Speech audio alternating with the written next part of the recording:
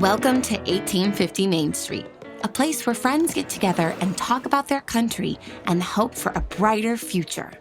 Your hosts have built this spot over the past 40 years, meeting every day with people who are in the headlines and behind the real stories.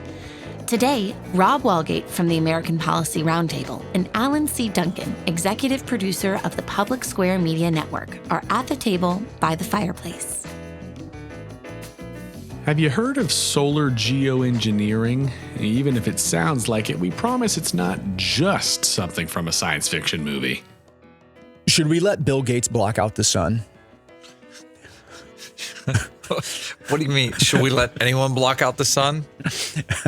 Yeah, that's fair. I mean, I do try and block out the sun, I guess, when I go outside with sunscreen and hats, although I know I may get mail on sunscreen and some of the chemicals that are in sunscreen. Right. So, wow. Is sunscreen's canceled now? I didn't realize. But don't we need vitamin D to survive? You need some amount of it.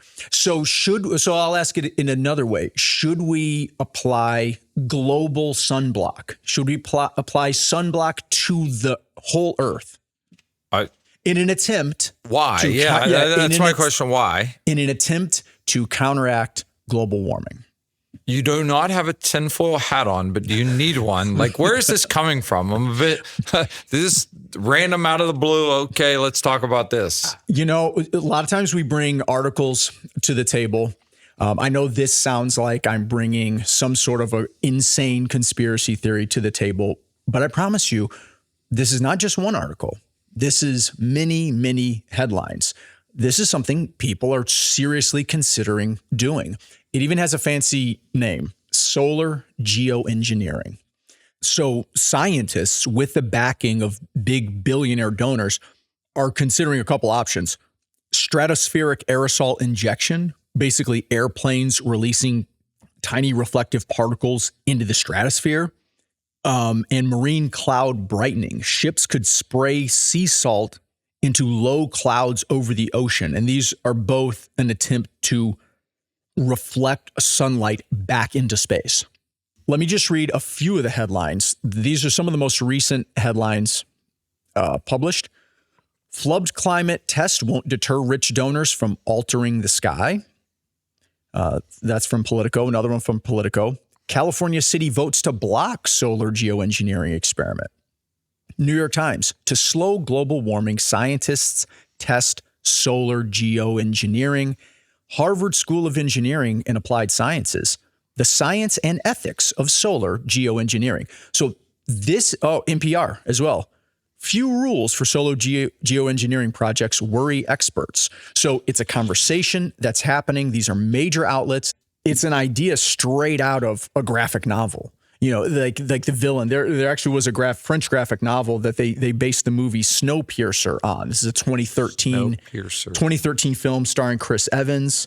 The last humans on Earth are on a train after a failed attempt at climate engineering to stop global warming. So that's the setup to a science fiction Chris film. Evans, is he one of the Marvel characters? Yeah, Captain America. So yeah, different character, but that would be a good one. Captain America rides a train and tries to save the world. So it's the setup to a science fiction film. Doesn't this just seem like too big of an overreach? You can't mess this one up. Well, I think it's the arrogance of human beings thinking that they can manipulate things in the way they want to manipulate them in a perfect world. You talked about in the one headline, I think it talked about even though the experiment was flubbed or even though it was messed up, they still want to push forward. You're also talking about, like, if you're going to talk about manipulating the sun, one, scientists can't agree on how old the sun is, number one. So we don't know how long it's been around or what it's been doing. How long has it been there? It's been there forever. How about that? We do know that. That's the one. It's been there the whole time. As long as we've been here. Yeah, it's been there the whole time. Two, decisions you make in regards to the sun impact someone on the other side of the world, right? I mean, it impacts everybody. So it's amazing to me that people with some resources and money think that they're always going to have the best ideas for everybody. Yes. Yeah. Do we get a vote on this?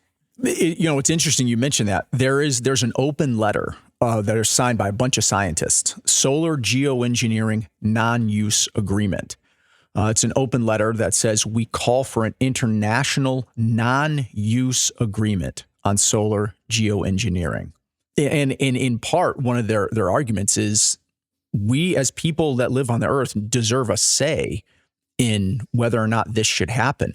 Greta Thunberg, interestingly enough, has come out against this. Yeah, she's a young lady that's lectured us from the time she was a teenager, I believe, on how disastrous she feels global warming and climate change could be for civilization. So I just found it interesting that she's coming out against this kind of monkeying with the rays of the sun. And I appreciate that. There are indigenous tribes that have come out against this.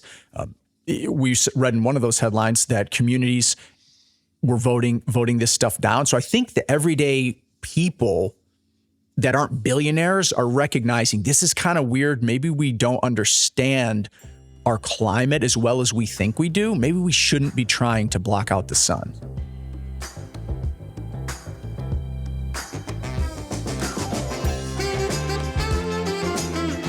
When you subscribe to 1850 Main Street, you're the first to find out what's happening next with new guests, publications, and events. And when you spread the word about 1850 Main Street, you're helping others find real answers to the real questions facing America right now. To learn more, visit 1850mainstreet.com. And please, tell a friend.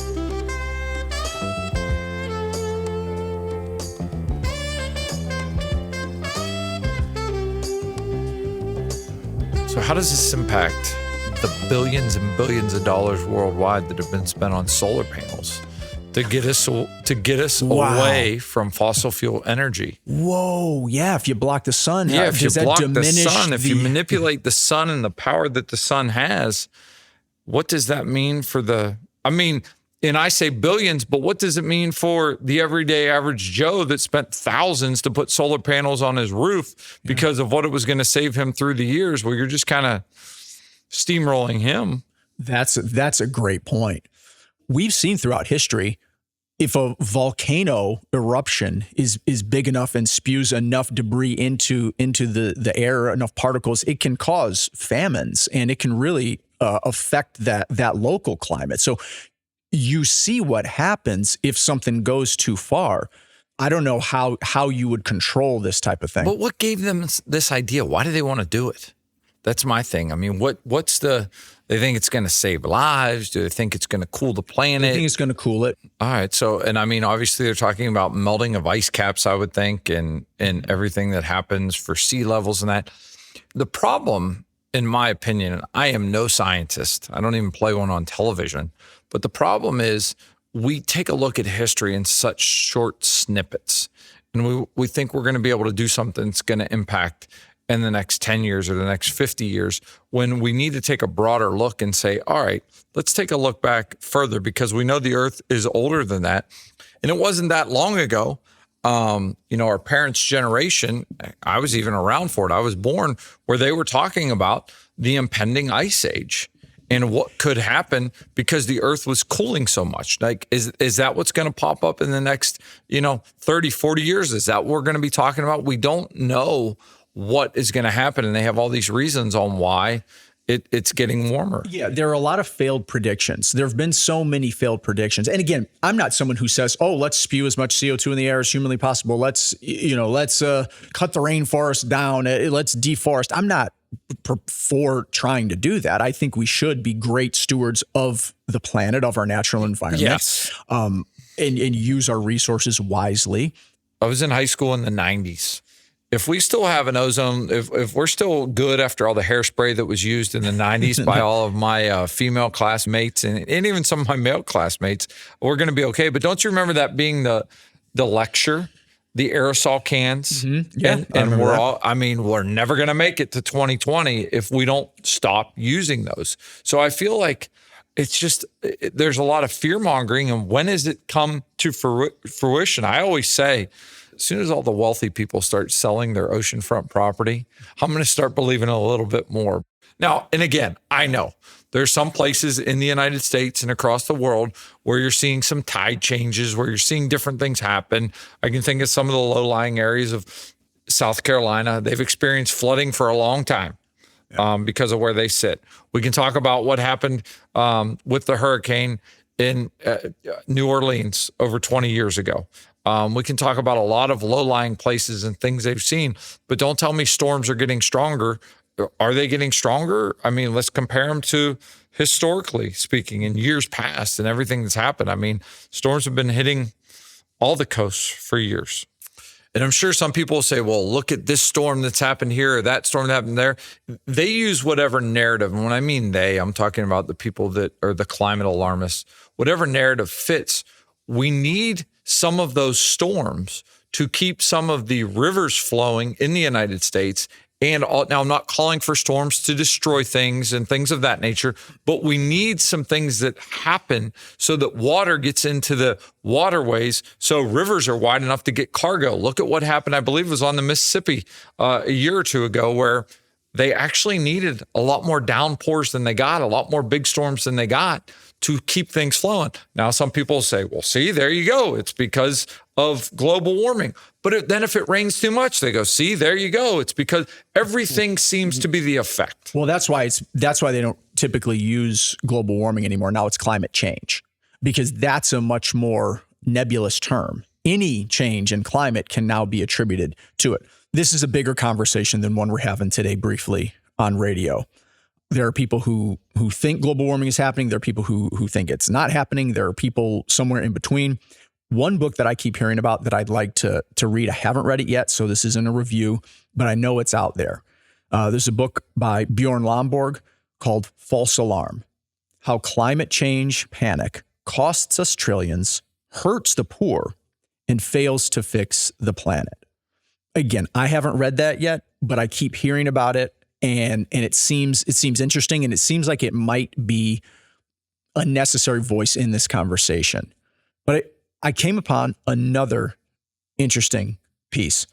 This is a Vox article by Benji Jones. And Vox is not necessarily known to be... You haven't brought conservative sources to the table today, which is amazing. I have not. In the fact of their battling back against some of this stuff. Well, this was interesting. This Vox is not, known as a bastion of conservative thought. They have an article written earlier this year that says the Earth is getting greener. Hooray? With a question mark. And so they're not making necessarily a conservative point in this piece, but I do think it's worth bringing to the table when we're talking about this, because if anything, it shows us that the planet that God has made for us to live on can surprise us. And maybe we don't need to monkey with it so much as we're doing, because there's some things about it that we don't know. So I would file this under good news. This article says, in the last 4 decades, the extent of green vegetation has substantially increased across the planet, according to a number of recent scientific studies based on satellite data. Goes on to say, the more leaves, the more photosynthesis, a chemical reaction that gobbles up CO2. Take you back to 3rd grade science class. Continuing on, it says later in the piece, carbon dioxide is not only a pollutant, but a fertilizer, a key ingredient in photosynthesis that helps plants grow. Some farmers inject CO2 into their greenhouses to accelerate plant growth. Yeah, and in that same article, it talks about how more and more people are doing tree planting or having gardens or growing their own things. How many times do you see that even in neighborhoods where you may have a bunch of houses, you see a bunch of boxes maybe on the side of the yard or in the backyard where people are growing their own stuff? Well, that all contributes to it. Yeah. That goes into the environment. Yeah, it's interesting. They're saying these trends are especially prominent in China and India. China and India are growing tons of plants right now. It says our oceans and lands absorb more than half of the CO2 that countries spew into the air. So to me, this is fascinating. We hear all the time about trying to curb CO2 emissions. Let's plant some things. Yeah. You know, the earth can absorb the CO2. Now, again, I'm not saying, let's pump as much into the environment as we can, because that's, messing with it on the other end. But there is a natural designed remedy and use for CO2, and it actually gives us plants, and it helps plants to grow. You know, we're sitting in a studio, and I know surrounding us, I'm looking out the window right now, we planted over 100 trees on this property. Yeah, we did. When we moved in. Yeah. And so I think that instead of trying to block out the sun, maybe we could just all plant a tree.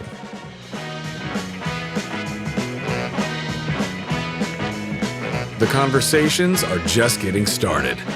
To get connected, check out 1850mainstreet.com. We don't data mine anyone or sell your information. Subscribe today so you don't miss a single conversation.